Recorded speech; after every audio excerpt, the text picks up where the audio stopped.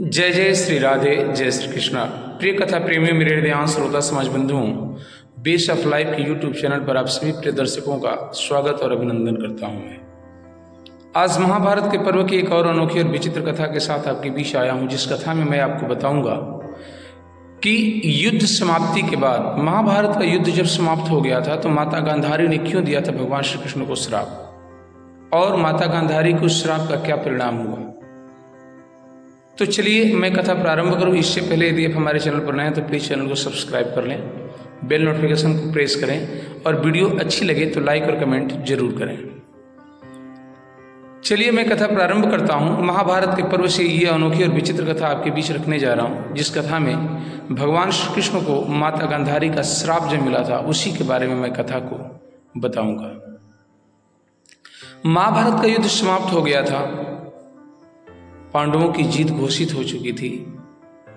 माता गांधारी और युधिष्ठिर के साथ पांचों पांडव, भगवान श्री कृष्ण और धृतराष्ट्र, माता कुंती, सभी लोग युद्ध क्षेत्र अर्थात कुरुक्षेत्र के मैदान में जब पहुंचे थे तो वहां पर वीर योद्धाओं के मृत शरीर के पास हस्तिनापुर की सभी औरतें जो रोती हुई विलाप कर रही थीं, उस दृश्य को देख करके माता गांधारी का हृदय कांप उठा और करुणा में, द्रव्य में इतनी द्रवित हो गई थी कि वो धर्मराज युधिष्ठिर को श्राप देने जा रही थी, क्योंकि उनको कहीं न कहीं ये लगता था कि इस युद्ध का पूरा कारण युधिष्ठिर ही है। लेकिन इसी बीच भगवान श्री कृष्ण उन्हें रोकते हैं और कहते हैं कि हे माता गांधारी, इसमें धर्मराज युधिष्ठिर की कोई गलती तो नहीं है। इस पर ध्यान चला जाता है कृष्ण की तरफ और माता गांधारी कहते हैं कि हाँ कृष्ण, इसमें धर्मराज की कोई गलती नहीं है, पूरी गलती तो तुम्हारी है। यदि तुम चाहते तो ये युद्ध होता ही नहीं, लेकिन तुमने अपनी आंखों के सामने मेरे 100 पुत्रों की हत्या को देखा, हस्तिनापुर के इतने वीर योद्धाओं की हत्याओं को देखा, और आज तुम्हारी वजह से हस्तिनापुर की औरतें जो कभी घूंघट और अपने घर के पर्दे के बाहर नहीं निकलती थीं, आज युद्ध क्षेत्र के मैदान तक निकल आई हैं और उनके सर पर पल्लू नहीं है। ये अनाथ बच्चों के सर से इनके पिता का साया उड़ चुका है। ये विधवा औरतों का कोई सहारा नहीं रहा और इनके इस कष्ट का सबसे बड़ा कारण सिर्फ तुम हो।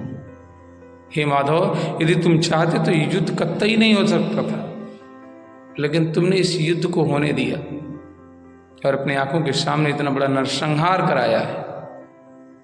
तो इसलिए हे कृष्ण, मैं तुम्हें श्राप देती हूं कि जिस तरीके से मेरे 100 पुत्रों की हत्या तुमने कराई और मेरे हस्तिनापुर के इतने वीर योद्धाओं की हत्या कराई, उसी तरीके से तुम्हारे यादव वंश का नाश हो जाएगा और तुम अपनी आंखों के सामने देखते रह जाओगे, कुछ कर नहीं पाओगे। माता गांधारी का यही श्राप अभिशाप बन करके आया था, जिसमें यदुवंश के सभी लोग उस स्नानागार में सरपत के प्रहार से एक दूसरे को प्रहार करने लगे और उस सरपत जो था तलवार बनता गया, जिसमें यदुवंश घराना का नाश हुआ था।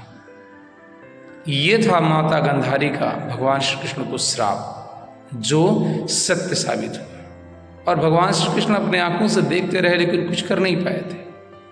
तो माता गांधारी भी महाभारत के पर्व की एक विशिष्ट और अनोखी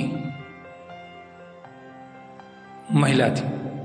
चलिए कुछ ऐसी अनोखी और विचित्र कथाओं के साथ में फिर मिलता हूं। तब तक के लिए जय जय श्री राधे, जय श्री कृष्ण।